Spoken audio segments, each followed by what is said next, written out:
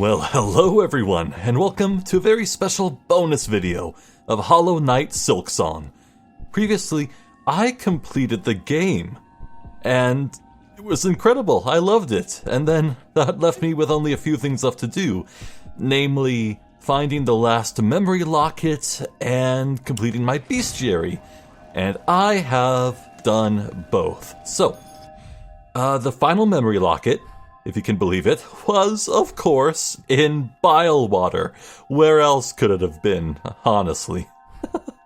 So, yeah, I just went up from the Bellway, and it was right here. There's a fake wall I could destroy. It was a simple platforming challenge, and I got it there. As for the Hunter's Log, yep, look at that. Encountered and completed all 234. It's done. It didn't, okay, so the process took as long as I thought it would, but it was not as annoying as I thought it would. So, let's deliver the good news to New. I can only hope that New is here. Actually, I don't know for sure. Yes, alright. There you are, buddy. Come to rest here, Miss Grown-Up? Then let New see our journal, for she is eager to see your cuts. Wah! Miss Grown-Up, your journal is bursting with every sort of creature, overflowing. Surely we can call this complete. To think that such a task could even be done. So clever is New to have set such a fierce predator onto the work. These vast lands hold so much life, and to catalog it all has taught me greatly. It is an effort worth continuing even after I leave this kingdom. Oh, ma! Such a hunger is worthy indeed. You and I are of accord, Miss Grown-Up, hunters both. Our methods are different, but our appetites have become very similar. New has for you this token, a symbol of all your efforts, and a marker of your true nature. It carries with it her sweet, sweet smell. True hunter. And now, Miss Grown-Up, the task is done. New must be away. But do not be sour. Just think, Farloom is only one land. So many more must hide out there, filled full with beasts and scents and tastes, all waiting to be discovered. For New, her journey is only at its start. And for you, Miss Grown-Up, New wishes too your happy hunting, much and more.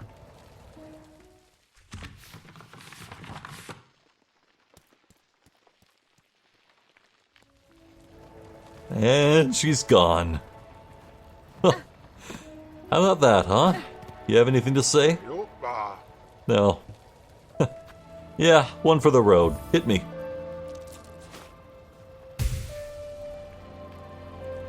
Let's go place that trophy. Ugh.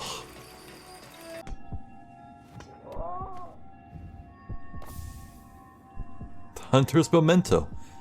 Seal symbol given in recognition of a true hunter, stamped in sticky goo. That's everyone. That's everything. I've done all there is to do in Silksong. Well, actually, no, I think there's one big thing I never did. So, remember when I first got the whatchamacallit, the crest of the witch?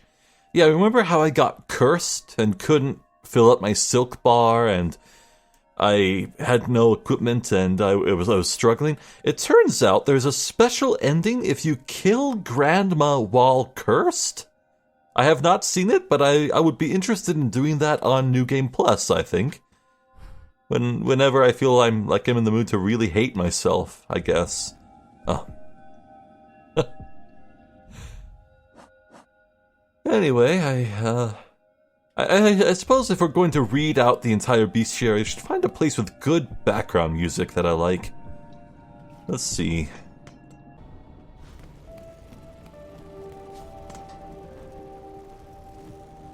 Yeah, you know what? I really like the choral chambers. So, I suppose as we go down this stripped-down memory lane, if I have anything else to say about enemies or areas, I'll say it, but, I know Hornet has her own notes on every enemy. I'm not gonna read it out in her voice, I'm just gonna do it in mine. So, Moss grub, fur-covered crawler with a series of sharp spikes along its back. If not for the spikes, I would think it an appealing bug. Appealing? Yeah. Massive moss grub, a naturally overgrown moss grub bred within the Citadel's memoriam. So close to a perfect furred form, if only they'd been able to breed out the spines. Perfect? Okay.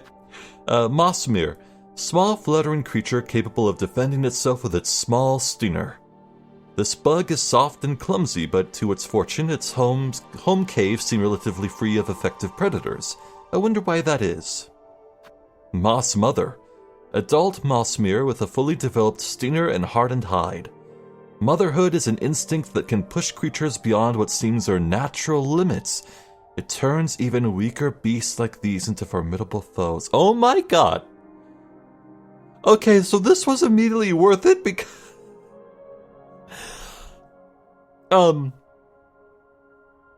Yeah, okay, the first boss of the game has lore that foreshadows the final boss. Yeah, Grandma got dragged into the abyss and persevered and held on solely to save Lace's life. Right? At least that's my understanding of the lore. Wow, okay.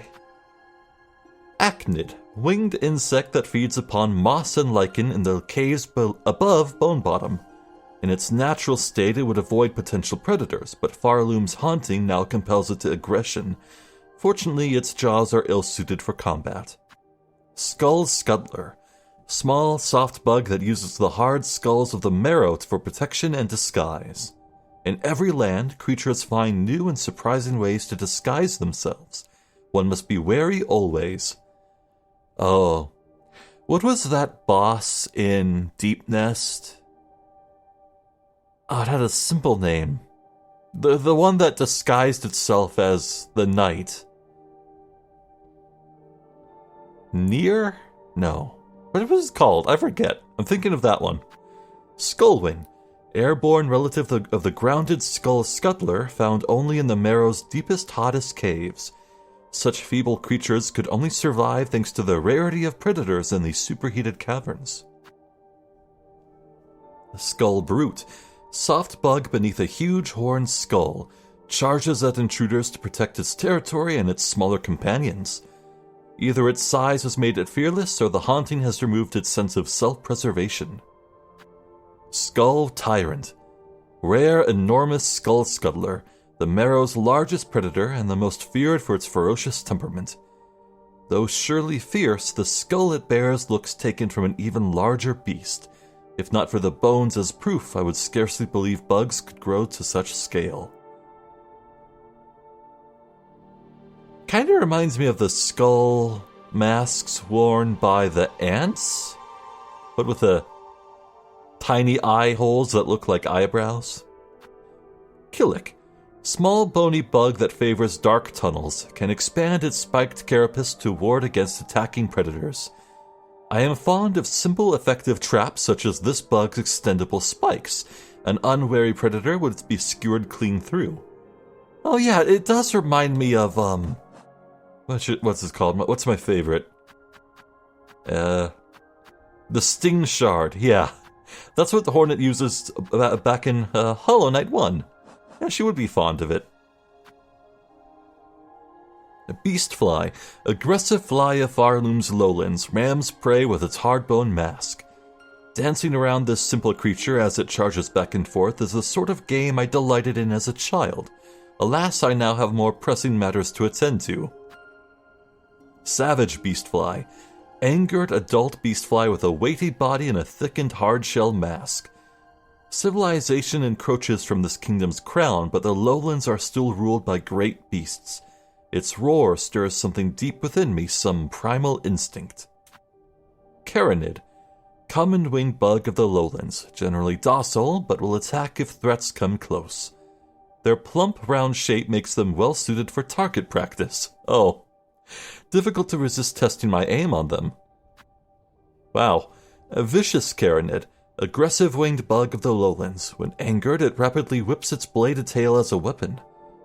Its wings are quite small compared to its bulk. Perhaps it uses the warm air of these fiery lands to help stay airborne. Clever, if so. Hardbone hopper. Grazing creature with sharp senses that nimbly retreats from danger. Despite the haunting of its shell, it has not been overcome with aggression. Its desire to flee remains too strong. Hardbone elder. Tall creature with sharp senses. Defends its herd with powerful legs and a sharp-tipped mask. There is surprising strength hidden in their thin, elegant limbs. It would be a pleasure to ride upon it. Is Hornet a horse girl? Tarmite.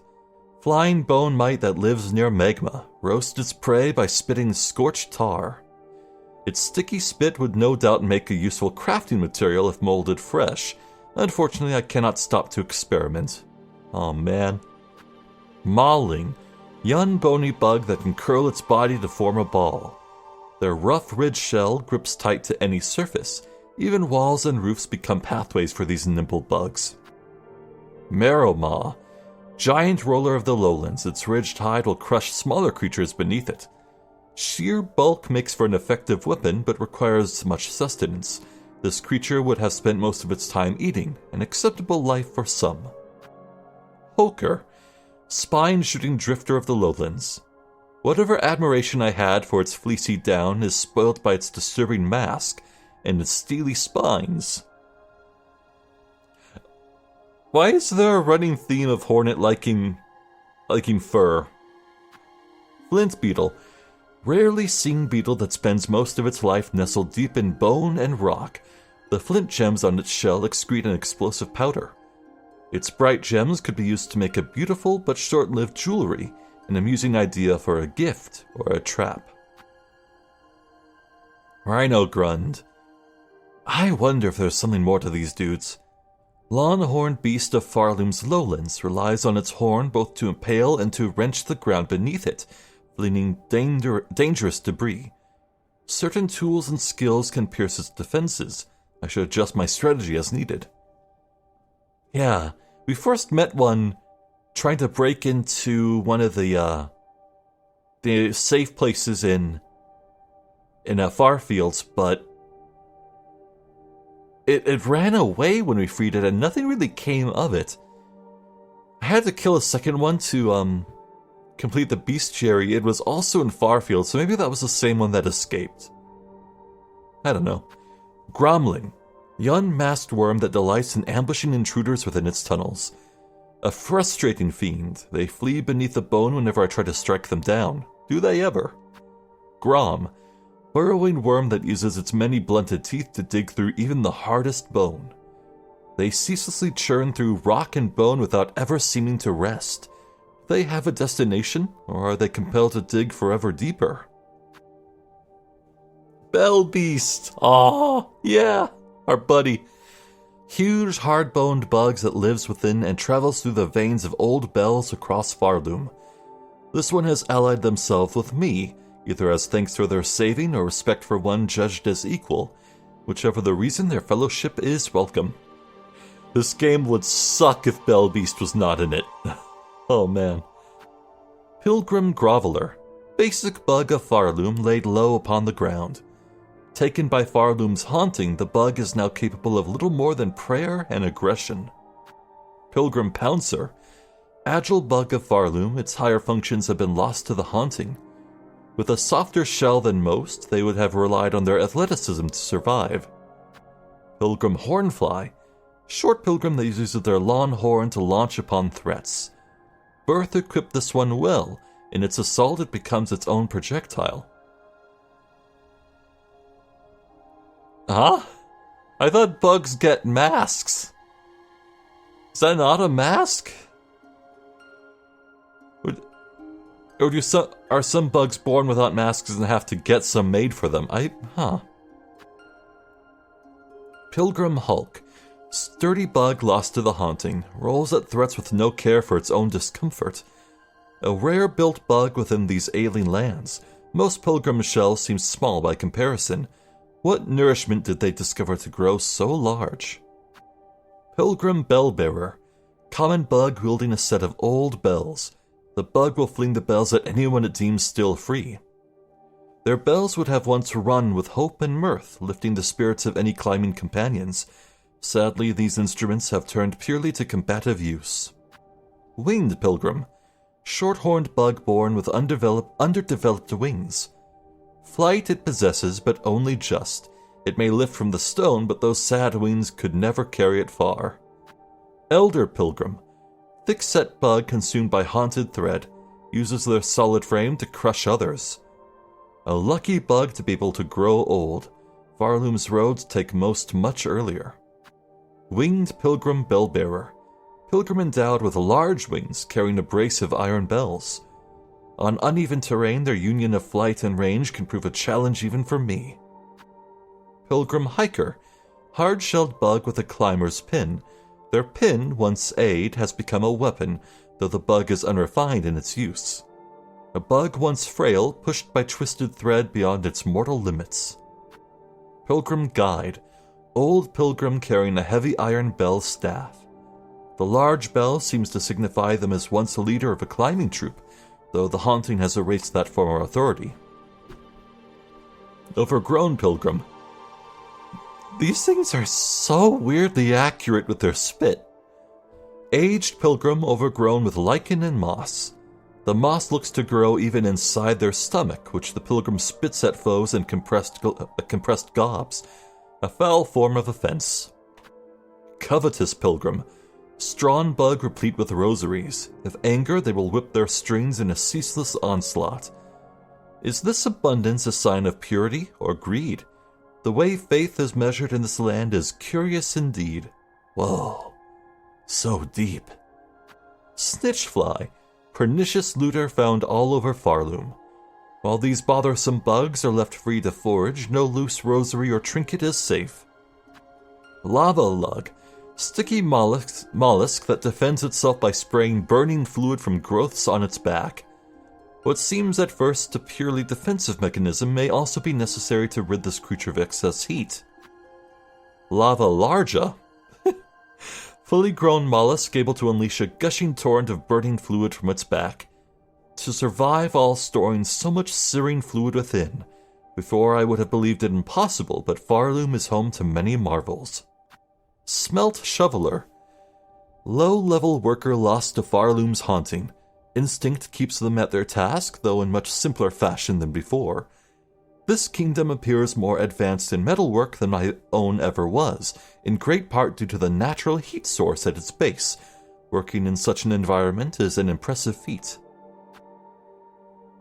Flintstone flyer. Aerial worker lost to Farloom's haunting. Bears a pouch full with flintstone with which they will fling at intruders. That incendiary material they carry is a natural wonder, with many potential applications. What a waste to carelessly throw it at me whenever I pass by. Flint flame flyer. Brave worker carrying unstable flint flame and wearing a heavy bell to protect against potential ignition. Theirs would be a high-risk life, followed by a short, searing end. Smoke rock sifter. Symbol-bearing worker of the deep docks pans the halls of smoke rock to find traces of more precious materials. Don't you need like a sieve for that? The haunting has stolen some important part of these bugs, yet still they attempt their former task. Until, that is, they sense my presence. Deep diver. Bell-clad bug responsible for mining the deeper, treacherous depths below their docks. Their heavier bells armor them well against my strikes, but against that oppressive heat, can they help at all? Four brothers, Cygnus and Gron. Four brothers. Shouldn't that be like Forge brothers? Or no, it's probably like four men, yeah? Elder overseers of the deep docks, responsible for the oversight and punishment of lesser workers. Lost in the madness of the haunting, they still commanded the endless excavation of their caves. Craiglite. Infant form of the more formidable Craigler. If left to grow, these young bugs will fight for dominance until only one remains. Craigler. Thick-plated scuttler that prefers high places. Holds an extensive supply of searing acid in a layered sac within its shell. The acid rains from its mouth upon any creature it sees as food. It's a strange enemy. There was only one of these in the game, but it was not a boss. Weird. It makes it memorable, though. Brushflit. Tiny, timid creatures that huddle in flocks and flee at the first hint of danger. They call out to warn their fellows of the smallest sense of threat. Wait, did I read the... Yeah, I did. They call out to warn their fellows of the smallest sense of threat. A successful hunt here means staying silent and hidden right up until the decisive strike. Furtid. Skittish scrambler of the far fields. Its antennae resembles stalks of grass to aid in camouflage. It has no means to defend itself. Its only hope for survival is to be mistaken for a plant. Oof, that's rough. Flapping Furtid. Docile bug whose wings mimic the grasses of the far fields. A common snack for larger predators. When roosting, it would look convincingly plant-like. In flight, its bulbous body quickly ruins the ruse. Fourth Chorus. Now that was a boss. Towering iron automaton driven by rotor and cog. Terrifying achievement of Farloom to build a construct so large and yet so nimble. Scarlid. Small burrowing ant servant to the larger Scar. These bugs work mainly as finders and foragers for the warriors of their tribe. Combat has not long been their nature. Scar Wing. Darting predator that clings fast to roofs and outcrops, often summoned to aid its larger companions. They would make effective hunting companions, though even without the haunting, I suspect their loyalty would always remain to their clan. Scar Scout. Young ant hunter wielding sickles carved from teeth will often call for aid if danger comes close. Despite their youth, they are impressive opponents. It seems likely their tribe were trained for combat from birth. Scar Stalker. Skilled ant hunter bearing blade and armor fashioned from bone. Fierce, strong, and disciplined, yet these qualities do not protect them from the haunting. Is such a fate inevitable in these lands? Spear Scar. I have no memory of that enemy. Winged ant hunter that strikes from the air with its bone lance. In my youth, I envied all bugs with wings. I even fancied I might grow a pair. I have since learned better. Accept the limitations of one's body and augment with tools as needed. Aw, poor Hornet. Yeah, fuck these dudes. Scarguard. Huge ant hunter tasked to protect the stores and passages of its tribe. Theirs is a perfect shell for their duty, a wall of a warrior and an adept fighter. If I hope to claim their treasures, I must bring my best. Gur the Outcast. Huge yet stealthy Scar, an expert trapper and master of the undergrowth. His tracks and traps. It should have been obvious from the start this old hunter sought to draw me in. But what reason drove him to test himself so brutally? That answer I suspect I shall never know. Last Claw. Elite former hunter acting as the final line of defense before their mother. Their skill once saw them chosen, and I can plainly see why. They would have lived and trained only for this duty. Scar Singer Carmelita, Song Queen of the Scar and their most talented warrior. This graceful ruler once possessed skill to rival my own. At her youthful peak, her voice united all Scar in her service. Yeah, boy did she. This was the second most difficult fight in the game for me. Damn. I'm glad I don't have to fight her again anytime soon. Boy.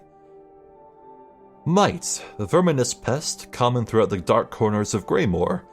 Individually, they offer little challenge, but their numbers are surely vast and most remain hidden. Fluttermite, airborne pest, less common than its grounded siblings, attacks with sharp fangs if agitated. Similar bugs would gnaw away at unguarded food supplies in my homeland. As a child, I would hunt them, eager to make use of myself and test my skills.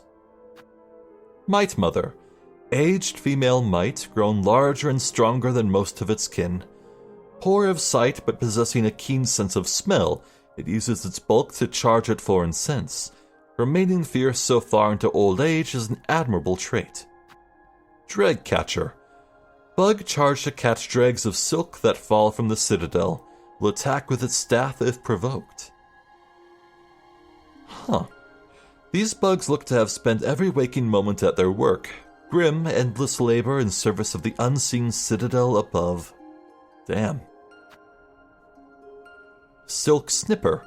Scissor-wielding bugs charge to cut and spool fallen dregs of silk for return to the citadel above. Is it the haunting that drove them to cackling madness, or was their unending toil the cause even before that?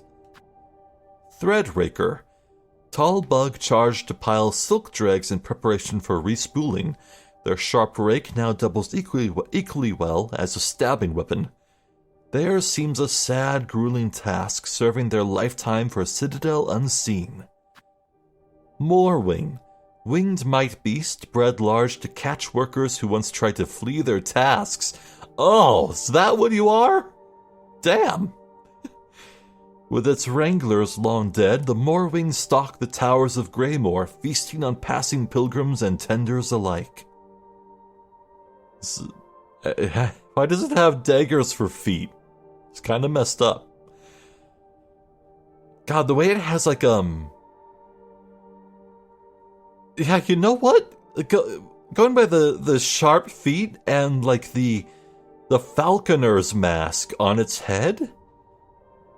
I wonder if this is a direct reference to the eagles of Castle Stormvale in Elden Ring. Because those were trained eagles with masks on their heads that blinded them, and they had swords tied to their feet. That's kind of specific, right? Wisp, short-lived sprite born of flickering flame. To live only a single bright moment, what would one feel? Is it glorious or only despair? Or could it be both mixed equal? Deep. Burning bug. Many-legged insect fanatically obsessed with flame.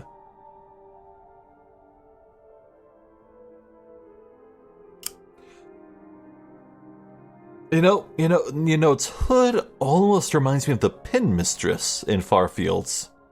I doubt there's a connection. These ones somehow learnt to call and guide the scorching wisps that share their thicket, whether through dominance or reverence is unclear. Father of the flame, totem and god, built and worshipped by the burning bugs. The remains of an aged bug were housed at the pyre's heart. The structure suggested they wished for immolation. If so, I have seen their wish granted. Metal. Craw. Screeching scavenger that roosts high in caverns and preys on passing pilgrims. By this swooping menace, a simple bug could be easily overcome. More dangerous still, they rarely attack alone. Tall craw.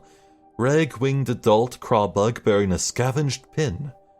Far more hostile than their younger companions, but seemingly less likely to roam far from the nest. Squat craw. A stout adult craw bug bearing several short pins. The cowardly sort. They will try to remain at range to throw their sharp weapons. Best to rush them down and cut quick. Craw Juror. Screeching scavenger died black in mourning at their land's collapse. Weak, afraid, and aware of the imminent end. I understand their desperation, but my death will not prevent the coming fall. Tall Craw Juror.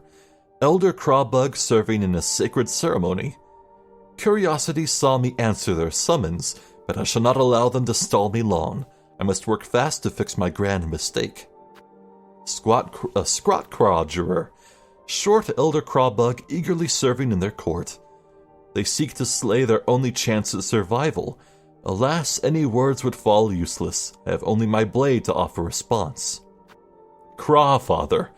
Lord and Justice of Farloom's Craws, delivers death to condemned bugs with his steel-plated beak. Did he recognize my part played in this land's void-strun state? If so, perhaps his judgment was not unfair. To these bugs I have brought much destruction. Huh. Well, I'm glad I'm reading this, because I didn't think of them as a judge? Huh. Wait, so you're telling me the last judge boss was not, in fact, the last judge? Muck Maggot. Oh. I hate these. Mindless infant larvae, coated in thick slime. They cling fast to the shells of other bugs, destroying any hope for concentration or comfort. Boy, do they. Slubberlug. Younger form of a muckroach, attacks prey by leaping from the waters and snapping with its flexible jaws.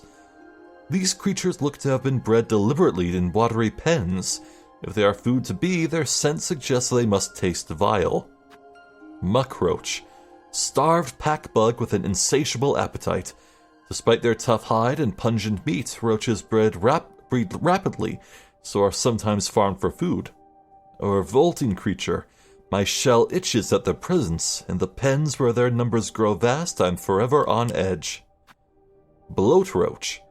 Obese offshoot of muckroaches, born of the Citadel's exhaust smog. The winged roach's sagging stomach is filled with sizzling bile. Ugh. Its form is absurd. Surely it should not be able to hold itself in the air. The noxious gases in its stomach must provide it levity. Roach Catcher. Short, nimble bug who uses barbed bolas to keep beasts corralled and caged. Their throwing weapon is well suited to the wide caverns they inhabit. These sly little bugs must have a keen claw for crafting. Roach Feeder.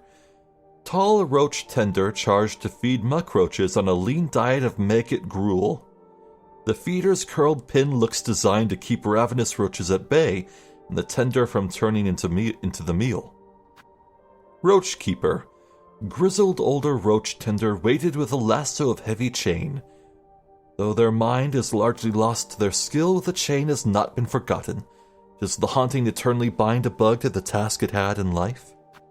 Roach Server. Brutish cook responsible for dicing muckroach meat into edible portions. Could their actions be called skill? I see only a crude mangling of meat. Yet I wonder, before the haunting snared their minds, was it any different? Disgraced Chef Lugoli. Once exalted chef, exiled from the Citadel for repeated culinary crimes. Returned to their home caves, this chef continued to devise delicacies too repulsive for any bug still sane. So, confession? I only found out this guy was a boss when I was editing my footage. Somehow, when I was fighting this guy for one of the ingredients for the Gourmand's Feast, I completely missed the fact that his name appeared in the bottom left corner of the screen, so I was just fighting him like he was any other dude. A bit beefy, sure, but I thought he was... I did not know he was a boss. It's kind of funny.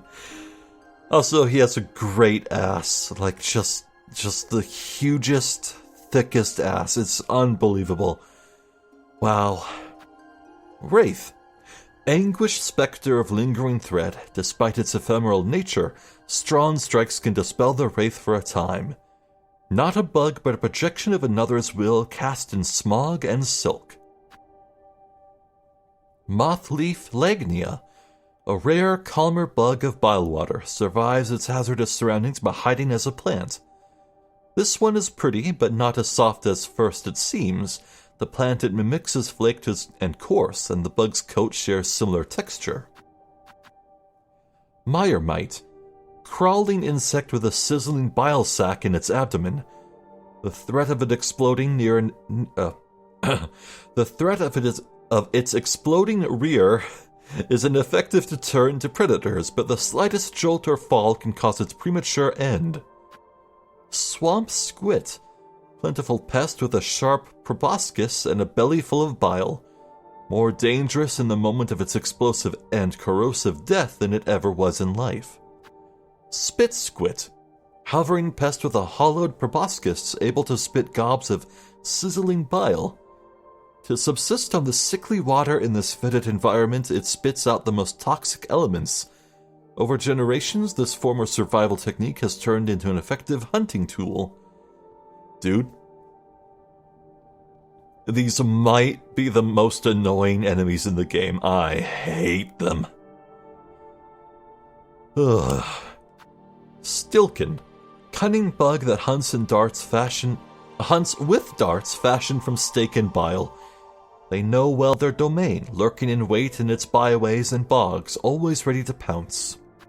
Stilkin Trapper, trap-setting bug carrying a pouch of sharpened lawn stakes. More bother than the bug themselves. More bother than the bug themselves are the countless traps they have already laid throughout their caves. Grohl the Great, chief and chaplain of the Stilkin, forever raging against the citadel that chokes their caves and sees them suffer. This one's strength was much enhanced by stolen soul. They are not the first who tried to hoard it or to mold it towards such violent ends. Now, I've seen some guy call Grohl a frog. I don't see it. I don't think most frogs have 6 limbs or wings. Barnack, toothy growth that lives on cave roofs, wraps wayward bugs with its long tongue and drags them up to be consumed. Hiding its tongue amongst fronds so similar, there is impressive style to this one's trickery. Duct sucker, suction creature surviving on the thick slime that coats its caves. This mindless bug seems to sense only through its tendrils, yet despite that simplicity it still poses a serious threat. Then what are those eyes? Pond skipper, hard-shelled insect common upon the surface of Shellwood Pond, once a staple food for passing pilgrims. The way they skate along the water's surface is so elegant. Surely it is a skill that can be learned. When time permits, I should attempt the task. Oh, I would love to see that. Pond catcher, old catcher over Shellwood Pond, bearing a lawn pin and stricken by the haunting. Once a hunter purely for food, now they hunt unthinking and unending. Shellwood gnat, tiny soft creature that armors itself using the hard, hollow growths of shellwood. If the woody hide is shattered, the bug will still bravely, foolishly try to attack. I thought it was shattering its shell, but like its natural chitin, you know? Wood wasp, pointed, darting insect that builds a hardy hive from shellwood's dried bark. Destroying the hives will limit their presence in the wood. Useful to me now as I pass along the branches. Dangerous in time for the wood's order. Even a small disruption can tip a fragile balance. Yeah, stick bug!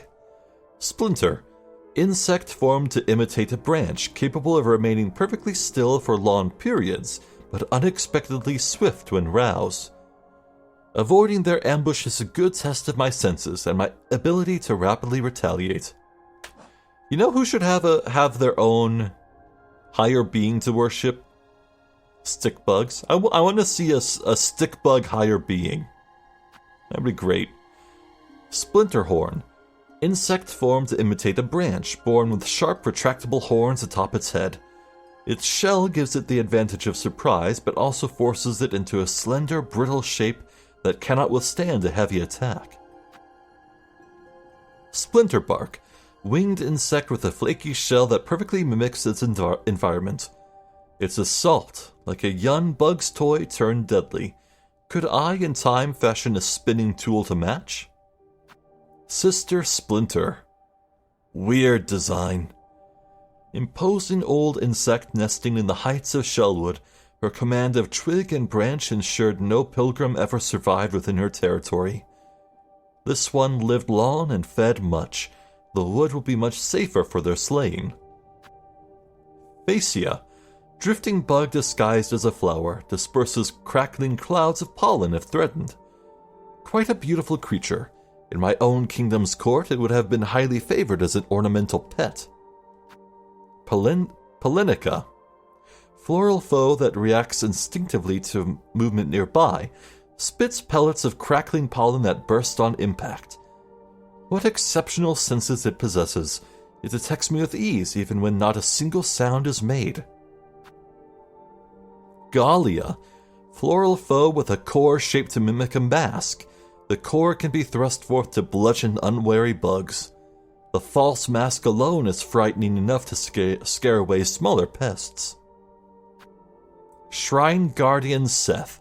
So, turns out, this guy. Yeah, I was mystified by Seth reappearing as an NPC and having a lot of dialogue in multiple locations and eventually joining up with the flea caravan. Turns out Seth was the creation of a fan of the first game who was unfortunately diagnosed with a terminal illness.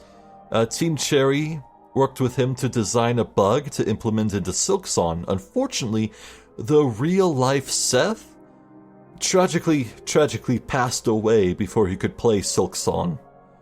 At least in full. What a shame. So, quite a touching backstory behind this guy. Eternal defender of Shellwood Shrine, his pin and symbol show many marks of their use.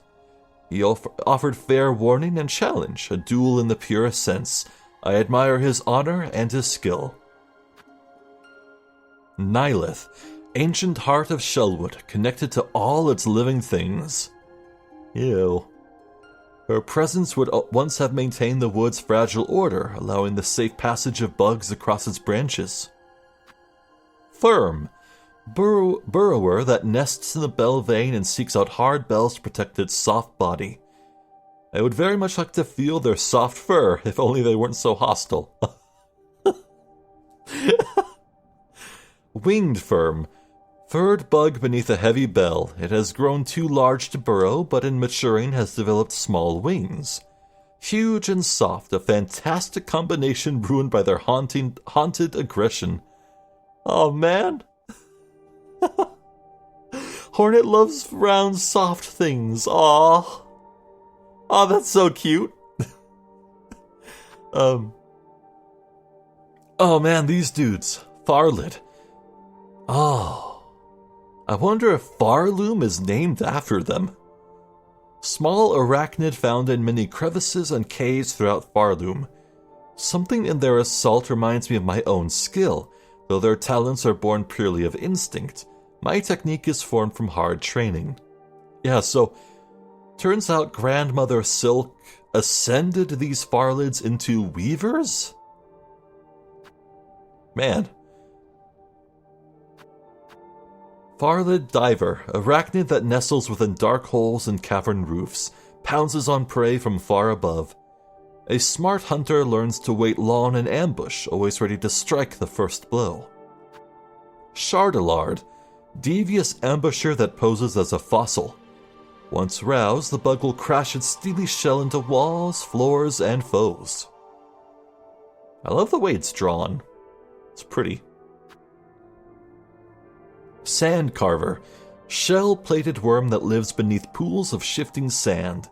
Bursts forth at movement sensed close, and will consume any objects or bug careless enough to fall into its maw.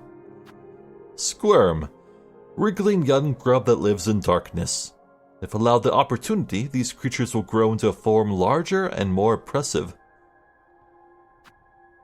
Oh. They turn into the judge bugs. Weird.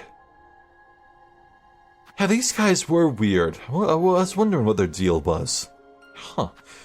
Judge, gilded guardian of the blasted steps, bearing a symbol and mallet. They remorselessly eliminate any pilgrim or passerby deemed impure to their sight. The countless husks strewn on paths beside them tell of their conclusive decisions. Last Judge, final arbiter of the blasted steps, tasked to ensure only the sinless ever step beyond the grand gate. The huge judge likely stood through countless generations, never defeated, never wavering in their charge. So, get this. So, what I'm about to say is gonna sound like bullshit, but I swear I'm not making this up. So, apparently, data miners found in the code of Silksong, unused, unimplemented data where if you had reached the last judge without killing any enemy in the game, then the last judge would not fight you and allow you to pass. Now, even if that were implemented, it would be impossible because the way forward out of the starting area is blocked by the Moss Mother, and you have to kill the Moss Mother. But the idea behind that is really cool. Just a forgotten relic of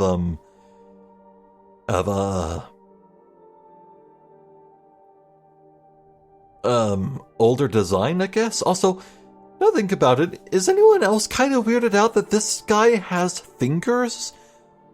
Like, nearly every bug in the game has little spindly limbs. The last judge just straight up has hands with fingers and a thumb? That's kind of weird. The judges have hands too. What gives? Hold on, do any others have limbs? Hold on, I'm going to... Yeah, those... Well... Yeah, no fingers. No fingers on these. How about the older ones? Yeah, why do the judges have fingers? It's weird. Anyway, coral firm. Dark-furred bug protecting itself with a spiked coral nut. Its fur is thick and silky. Sadly, lost to its haunting, I shall never safely be able to touch it. Oh. We'll just kill one and then touch it, yeah? Driznet, nesting creature that fuses its face with sharpened coral. It is easy to be caught off guard by the ricocheting trajectory of its flung mask, especially in tight corners. Boy, is it! Huh! Driznarga. Large male Driznet, ferocious and territorial, fires its heavy coral mask at intruders. A fine shot with its sharp mask. Its aggression has no ill effect on its aim. Pokenabbin. Drifting creature with a wide coral mask and hard proboscis to stab its prey. Passively waits for prey to blunder into its path, a technique that should not necessarily be derided. Whatever is effective is best. Conchfly. Small bug that crafts a shell of sharpened coral, spins its shell at rapid speed to cut through crust and bone.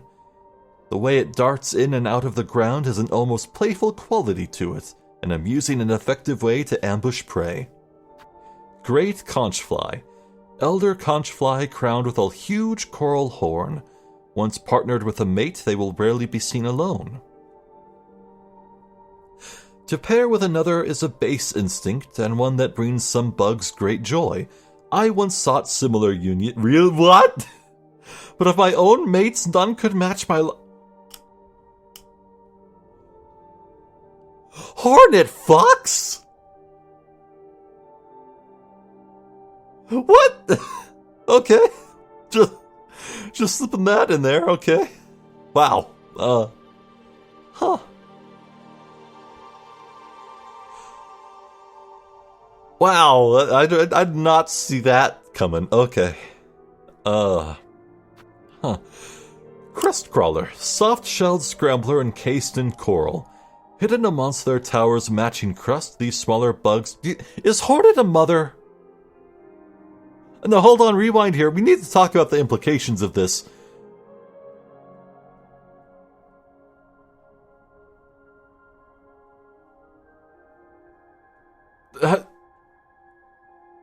Hornet has had multiple mates across centuries. Or however long bugs live. I mean, it's down to whether contraceptives exist in this universe. I don't think they would. But that's gotta mean having a child at some point, right? What? Well, you know, across all the dialogue in the game, I don't think there's ever been even the slightest hint that Hornet herself is a mother. I mean, the Moss Mother dialogue that we just read earlier about how motherhood pushes you to extremes. You if you really squinted and wanted to see it, you could think, but, okay, boy, soft-shelled scrambler encased in coral. Hidden amongst their towers' matching crust, these smaller bugs would have survived and thrived. Okay, so Hornet is half weaver, and the Citadel was sending out bugs to capture partial weavers. And there's okay, that would definitely mean that if Hornet ever did have children, the Citadel would go after them. So the fact that they didn't, and Hornet apparently has no thoughts on that possibility, probably means Hornet has not ever had kids, probably. Man, my mind is blown. Crust Crag.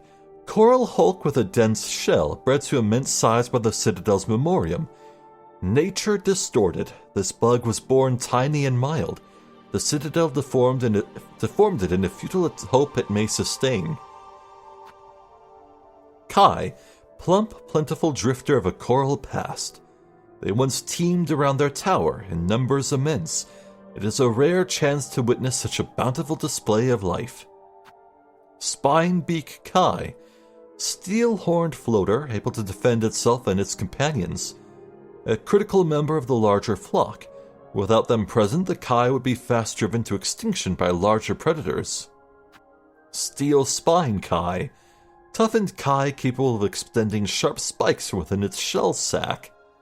Ew. Seeming soft, but hiding a sharp surprise.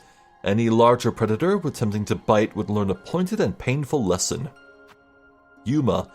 Gelatinous coral drifter of simple mind and placid demeanor. A creature at its most basic. This one is no threat to me or any other. Umama.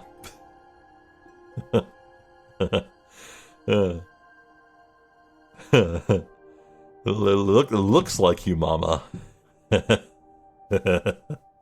A large gelatinous drifter chases away threats by hurling its bulk around. When defeated, it splits into many smaller forms, yet another remarkable creature of this land before the monarch. Karaka.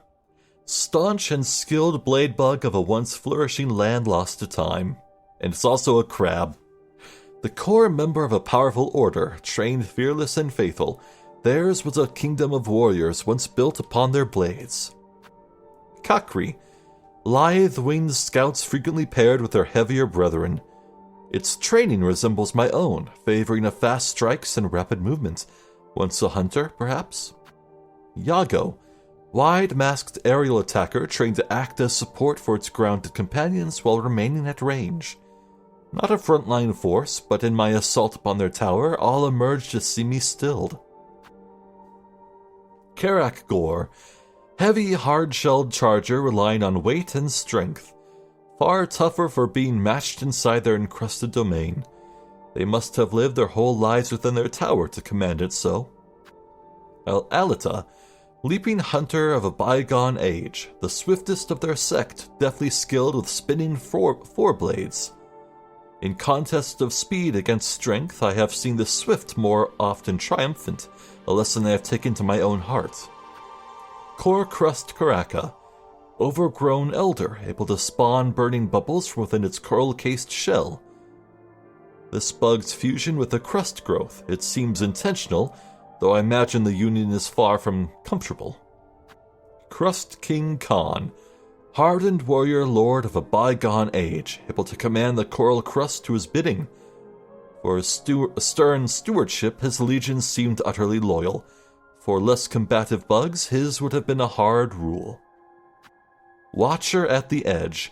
Old warrior guarding the border of their domain, stiffened by time and awoken by song. They held long at their vigil, far beyond the age of their brethren, yet still when roused they swung their blade with remarkable ease. Okay, I don't think I'm anywhere close to done, so I need a little break for my throat and some water. Yeah.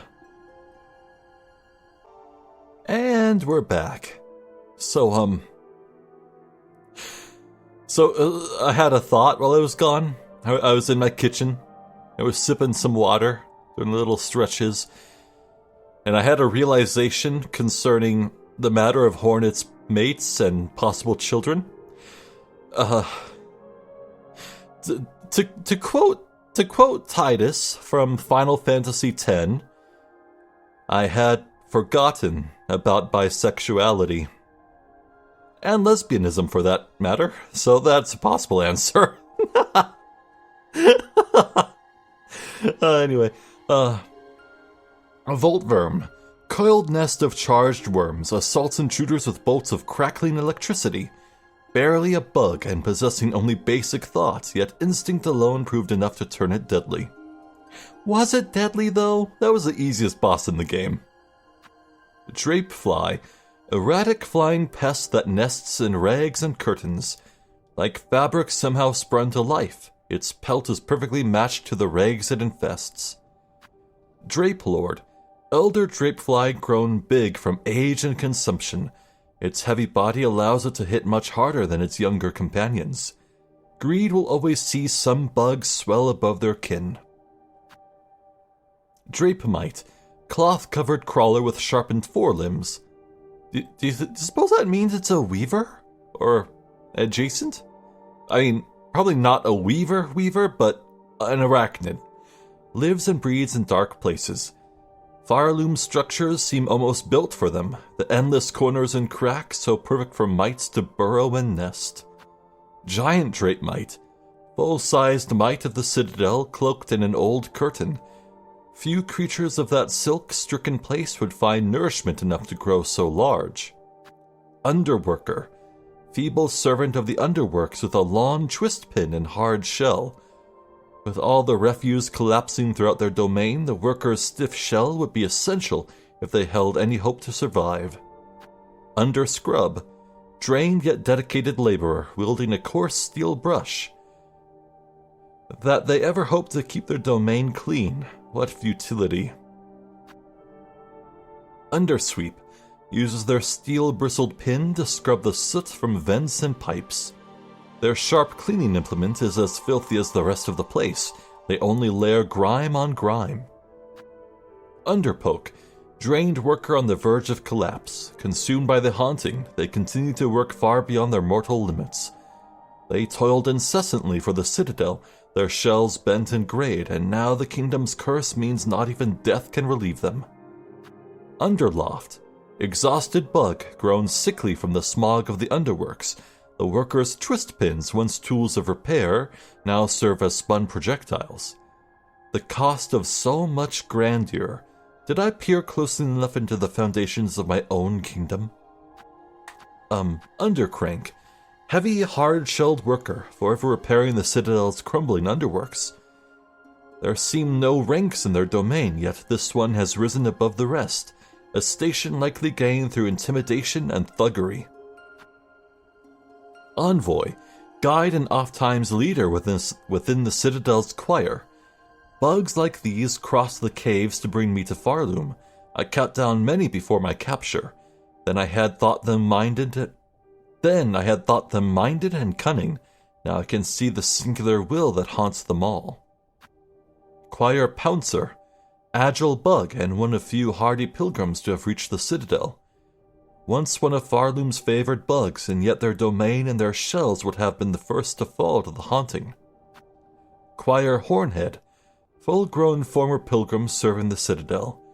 Did this one grow large thanks to the citadel's excess, or was its formidable size the reason it ever survived to reach this place? Choir Bellbearer. Winged out of the citadel, carrying a brace of gilded bells. Farloom proves often the effectiveness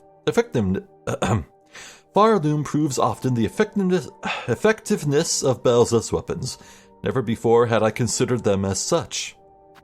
Choir Flyer. Aerial bug of the citadel, unarmed but for its short horn. For this bug to have survived Farloom's climb, it must have teamed with stouter companions. I cannot imagine it succeeding alone. Choir Elder. Aged former pilgrim, uses their wings to position above threats and crush them under their large shell. Time allowed their shell to grow thick, all the better for battering their targets. Chorister, disciple of the choir, elevated above other pilgrims and forced to cowl their face forevermore. Their use of a pin shows hard training. Their use of silk, unfurled from a spool held close, shows skill far beyond standard bugs. Reed, disciple of the choir, charged to maintain its perfect order by sharp pin if necessary. A form well suited for combat, lithe and fast. No surprise it seems to rank so high amongst its cult. Grand Reed, high-standing insect of the choir, bearing a bow. This elite reed has been trained and fed beyond its smaller fellows. This bug bears a spool of silk, which they flail to attack. Though somewhat crude, theirs is a technique which, much reminiscent of weavers, I wonder who taught them such a use. Choir Clapper. Yeah, I got clapped by them. Mighty percussive disciple of the choir, wielding a mallet and a silk spool to wrap and enhance their attacks. There is no finesse in its use of silk. It consumes its slim supply only to amplify its force. Claw Maiden, puppet servant of the Citadel, suspended on strings of silk, an early form of automaton requiring extensive silk to maintain its service. If given a chance, this one will steal silk from any significant source, including my own shell. Memoria, learned disciple of the choir charged to maintain the Citadel's memoriam. From the outset, theirs was a hopeless task. Those wild lands could never be replicated within a space so artificial. Minister, gold-ranked disciple of the choir and direct servant to the Citadel's conductors. The lethality of these bugs is unexpected. Their bodies were never built for combat. The haunting has altered their nature dramatically. Maestro, choir commander of the High Halls, able to summon and command cogflies at a flick of their baton. Once they summoned song from their subjects, now they rise only to command an end to those unstrung. Second Sentinel. Hey, it's our friend. Cogwork Knight of Farloom, once protector of its pilgrims and master of the scissor blade. The talent and intelligence of this construct goes far beyond others I have witnessed. They seem less built as a tool to serve than an attempt at life itself. Now, about that. Dreg Husk. Remains of a Citadel bug possessed by silk dregs. The husk will lash out wildly with the many sharp pins caught inside its thread. There is old anguish bound upon these threads, the result of countless cruel procedures. Dreg Wheel. Ugh. Shell of a small bug possessed by silk dregs. The husk will stretch its silk to form a crude, crushing wheel. Living silk commanding a dead shell, an affront to nature and one all too common across Farloom. Surgeon, cruel physician of Whiteward responsible for operations and modifications on the Citadel's bugs. The procedures with silk may have prolonged life within the Citadel, but they unknowingly gifted many minds to the monarch. Mortician, altered servant of the Citadel's Whiteward, responsible for the cremation of husks and the recycling of silk from their shells. It lies low to the ground, perhaps out of reverence for its task, but can spring up suddenly to attack. Its sheer makes for a deadly weapon with surprising reach. The Unraveled, tormented will of countless husks made manifest in a pit of silk dregs. The souls of so many bugs obsessed with silk, consumed by it. Their pain shall forever remain in that pit. Even I do not possess strength enough to cleanse it.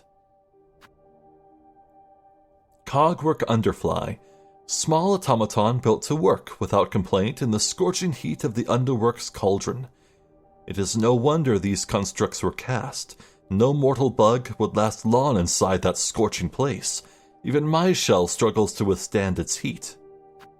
Cogwork Hauler, small automaton within a shielded shell, intended to carry loads of dangerous flint flame. Born and built only to work until time stiffened its limbs. Perhaps it is mercy this construct knows nothing of the freedom it lacks. Cogwork Crawler, automaton built in the shape of a scuttling bug. Its back contains retractable pins intended to cut sawn cylinders free of any obstruction. Its form is certainly based on bugs found outside the Citadel. In my own craft work, I too often look to nature for inspiration. Oh yeah. The Killick, I think it was. Yeah, I see it. Cogworker. Flighted automaton responsible for repairing and extending the core. More effective an opponent than it would be guessed. The precarity of its winding domain can make even its simple assault a challenge. Cogwork spine. Spherical winged automaton housing many sharp spikes. I cannot decipher its function to the greater core. Is it built for defense? If so, its passivity seems far from optimal. Cogwork choir bug. Bug forged of iron, rotor, and cog. The automaton works tirelessly to maintain the core that houses it. Its core is filled with fine mechanisms, but that alone should not produce such a convincing mimic of life. Silk must also be used to animate this artifice, though exactly how I am not sure. Well, that's what the Whitewood experiments were for, right? Cogwork cleanser. Steam shooting automaton forged to clean the cogwork core and keep it free of infestation. An inspired use of steam. I must remember its construction when designing future tools. Cogwork defender. Cogwork construct forged primarily for the core's protection. Bears a shield and poke pin and possesses a lethal understanding of their use. It has no true mind and yet fights effectively, adjusting its strategy to my movements. Where exactly are its thoughts written? Cogwork clapper. Yeah, I got clapped by this thing. Rare automaton intended to perform the ringing of bells and cymbals in the depths of the core. I have not yet seen the bell this automaton is designed to ring, nor do I ever wish to hear it. Such a clamor would no doubt be unpleasant to experience. Cogwork dancers. Automatons of impeccable construction, welcoming entrance to their chamber with a display of deadly dance. 2 cogwork bugs, and yet the soul seemed singular, a sad yet masterful imitation of life imbued inside shells of iron. Yeah, I gotta say, the whole story with the Green Prince, pretty goddamn tragic. A Vaultborn. Young acolyte raised in the darkest vaults, destined to ascend to the rank of scroll reader. In entering their domain, I freed these bugs to infest the greater vaults. They are a nuisance, and I have only myself to blame. Lampbearer. Disciple of the Whispering Vaults, tasked to navigate its dim recesses to retrieve old scrolls. An essential bug if one ever hoped to navigate that dark maze of stacks and scrolls. Scroll Reader. Gilded servant of the Whispering Vaults, born to read and recall the near-endless scrolls of prayer. Do they ever truly understand those inscrutable scrolls? Or is it all merely pretense, an endless act to maintain their order stationed within the citadel? Vault Keeper. High-cased bug responsible for delivering sermons and leading prayer for those beyond the walls of the Whispering Vaults. Most likely this one's true charge was to root out and condemn those not seen as sufficiently fervent. Trubio! Haughty thespian convinced that only dazzling performance can raise Farloom from the throes of death. His desire to see Farloom saved may have been well-intentioned, but he seemed quite happy for others to die upon the stage in pursuit of his goal. Tormented Trubio! Love this guy. Depressed thespian, consumed by the melancholy of a collapsing world. This one chose to embrace the doom to come. I shall not share such an easy surrender. Penitent. Humbled prisoners serving their sentence for sin committed within the citadel. All are haunted here, the jailers and the jailed. Do they realize they will never leave this place, or how long they have stayed already? Puny penitent. Small bug, shackled and cowled for sin committed within the citadel. How are they supposed to eat? Their thick shroud leaves them sightless, yet it seems to matter little. They have no care for their own safety, wishing only to charge at those they sense as sinful. Ew. Fresh fly. Infant fly, freshly hatched. At this age, the soft blind fly is little more than a bother. The less these gruesome bugs breed, the better. Wow! Sticky Yunfly, Scabfly. Sticky Yunfly, born and grown in service to the slab. Foul creatures birthed into servitude. Their plight elicits no sympathy from me. Wow! Guardfly. Starved servant of the slab, bearing a hooked lawn pin. The smell from these jailers overwhelms my senses. I strongly doubt they have ever thought to bathe. Wardenfly. Heavy, hairy jailer responsible for capturing sinners and punishing prisoners. Disgusting both in manner and stench. I feel no remorse to see them felled. Broodmother. Mad matriarch of the slab, rarely seen outside her warren. From her, all jailers are born and bred. What?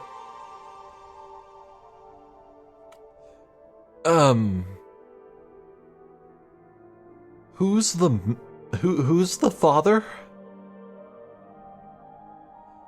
Oh God. With this one vanquished, I hope to have sped the end for that jail in its distasteful order. Moving on, Driftlin, gentle glider of Mount Fay, its downy wings and cowl allow it to resist even the most cutting cold. This one would make a perfect pet, but for the freezing temperatures it requires for comfort. Neomanid, flighted creature formed from a cold shard. If shattered, it will quickly reform. The cold shard, even when destroyed, it remembers its former shape, a remarkable material, and perhaps even more astonishing, there seems a life contained within it. Nemanord, huge flighted creature formed from cold shard. This larger form carries so much weight it can barely move from its place. Servitor Ignim, small construct built by weavers past, brought to life through silk runes threaded within. Though the weavers have long passed from Farloom, this servant still performs its function. Servitor Boren, broken construct built by weavers past, able to fire a focused beam of silk light to carve halls and chambers throughout ice and bone. The servitor has been heavily damaged by time and the elements. Its actions have grown erratic. It seems no longer able to discern friend from foe. Oh God, the life bloom. Winged life seed, mindless sac filled with plasmium. When broken, the plasmium can be consumed for its temporary benefits to health. My unique shell can resist the darker deformations of the substance, but even I have limits. Plasmid, mutated young worm infected with plasmium. The new form displays potent regenerative skill. Farloom shall quickly learn the curse of the substance. What benefits it provides can be swiftly outweighed. Plasmitis, large worm mutated heavily by plasmium. The creature has become fused to the roof of its cave, no longer able to move freely. In my home caves, when once this substance was allowed to flourish, I saw similar aberrations. This is wonder tainted strong with revulsion. Ugh. Plasmified Zengo, husk of an alchemist's assistant granted false life by plasmium. He carelessly seeded these caves with that cursed substance. His final fate seems fair reward for those efforts, yet I feel some sympathy. It is an alluring power. Leaf glider, fine winged flyer that survives in flocks. So light that can rest atop still water surface, an elegant bug indeed. Leaf roller, pointed scurrier posing as plant life. Simple, graceful, another fine bug lost forever from these lands. Pendra, flighty insect that lives beside still waters. Though generally passive, their sharp masks can cause injury if carelessly blundered into. Pendragore, heavy insect that lives near large bodies of water. Its weighty body is best avoided. When they do not hinder my path, I find their simple motion rather pleasant. Nufar, predatory plant with a powerful jaw shaped to resemble a lily pad.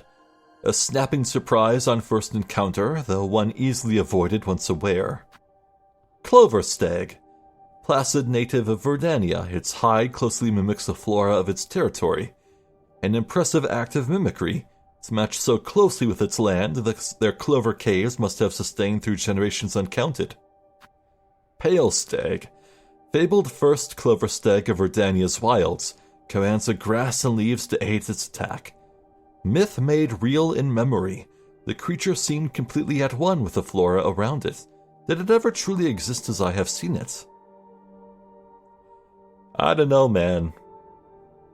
They didn't use the phrase pale lightly when naming this creature. There's gotta be something more to this thing. Kindanir. Child of Verdania, fully capable of flight despite its young age. Fierce and fast in defending their lands even from birth. These are children to be proud of. Verdanir. Darting warrior with sharpened forelimbs and heightened senses. They rarely relax, always alert for potential danger, even deep in their own territory. To defeat them, my focus must match their own. Escallion. Blindingly fast, winged warrior able to launch pointed pinions from its forelimbs. Born with many tools I would once have desired for myself. Fortunately, I have trained hard around those limits. Clover Dancers. Dual princes of old Verdania, beloved by their subjects for their grace and for the ballet of death they delivered upon outsiders.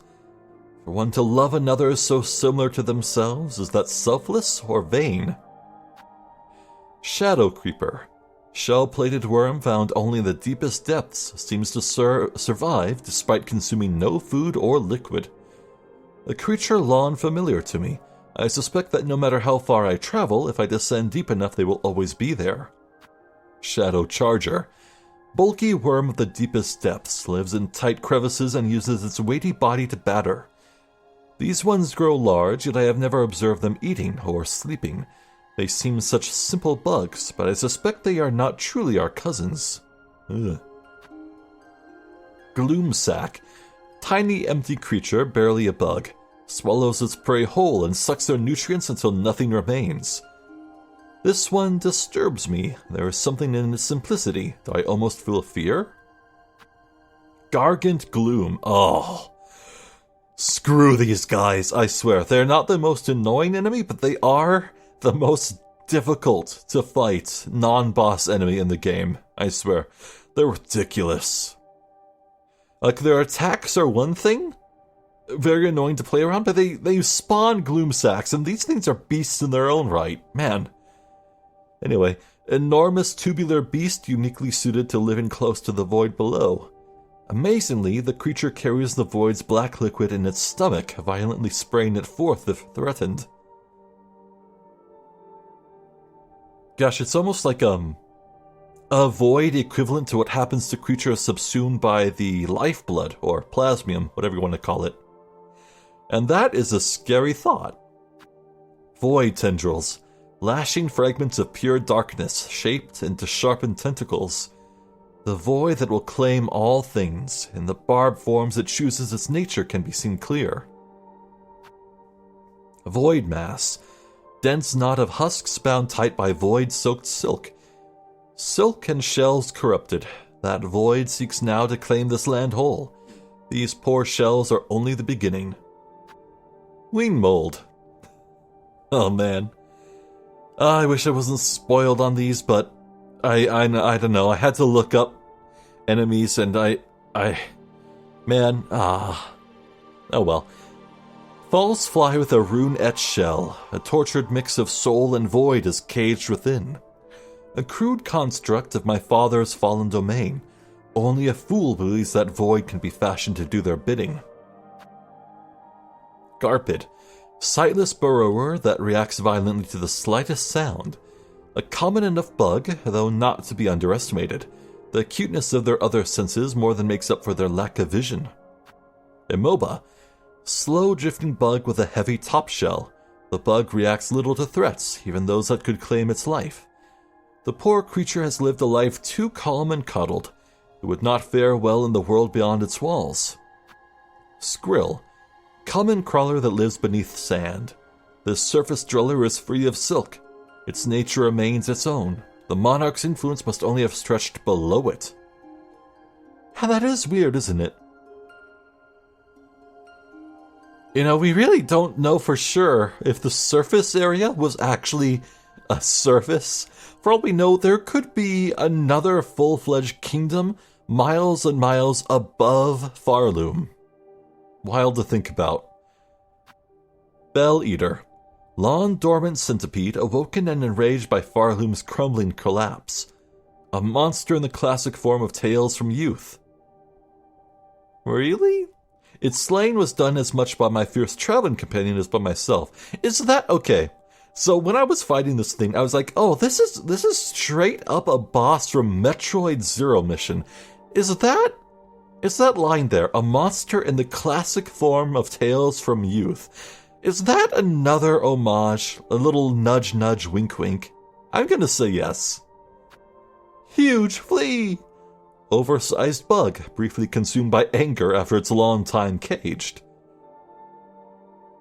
I would not have guessed so large and marvelous a flea existed. I am pleased it saw sense before I had to strike a killing blow. I love you, Goobert. I love you so much, Goobert. Look, I may be a huge stinking nerd with an obsessive love for multiple franchises out there, but I'm not the sort to buy merch. I have a plush of a Dragon Quest slime, and that is it. That is the only merch I own. I don't know though, man. If Team Cherry ever puts out a plush of Goobert, I might have to buy it. I might have to. I am just saying. Lost Garmund. Old night consumed by black thread. A tragic fate for a once honorable bug. Those void-soaked threads, their physical might is nothing compared to the corruption they wreak upon a soul. Pinstress. Blade maiden of a once renowned warrior sect, survived long beyond the rest of her order. I like her, for her willingness to teach and her spirit still strong despite a long age spent solitary. She has my respect. Widow. Crazed fanatic able to guide Farloom's haunted silk by music played upon it. Her body seemed a weaver's, but her mask had been forcibly removed, and her own silk was bound useless by heavy pins lodged through her spine? Oh, weird.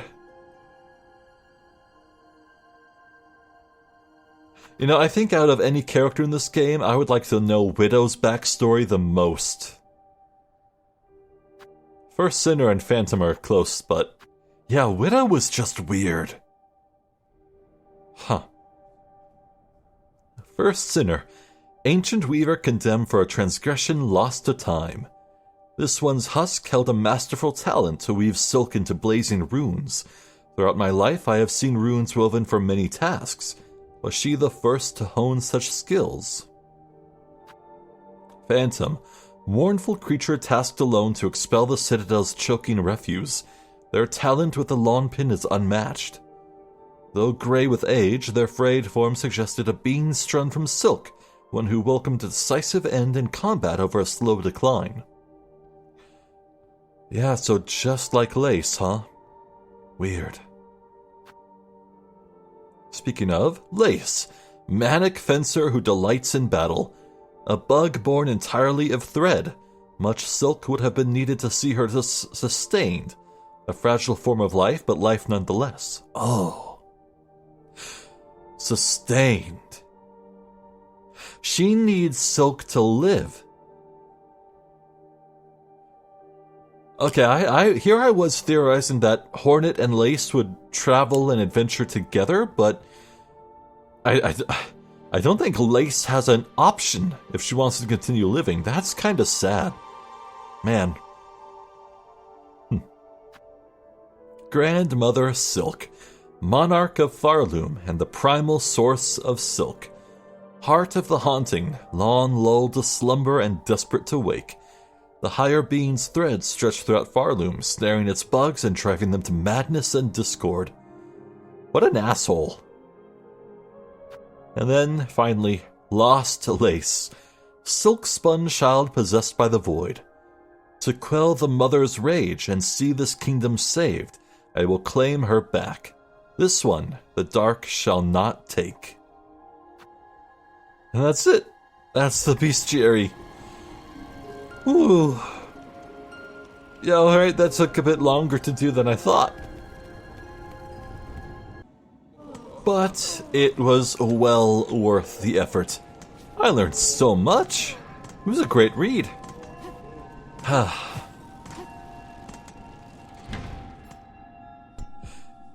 Look at that. A truly completed collection in every sense of the words. Everything. Hornet deserves a good rest. A little soak in the hot tub. And a rest in the bed. So, yeah. This is the end of my journey with Hollow Knight Silksong. Not quite for good. Team Cherry has said that they fully intend on making DLC. Now, I don't think they've made any concrete statements, but come on, the to-be-continued ending with Mr. Mushroom, there's gonna be expansions, there's gonna be added content, refinements, new areas. Well, maybe not areas, I don't know. Maybe something similar to like the Grim Troop, where something new happens that kind of shakes up a few areas here and there. I don't know. New content for this game could come in any shape or form. And when it does, yeah, I fully intend on picking this playthrough back up and recording more. So this is goodbye to Silksong for now.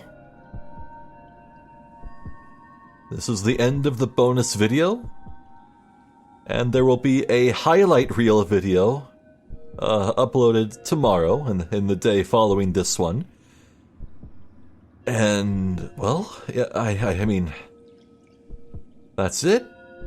There's nothing else to do, but wait, I mean, I'd love to come back to this game and replay it. It surely would be a great experience, but honestly, my backlog is so goddamn huge. I think I'll save a full-fledged replay from scratch until after all DLC and support for this game has ended.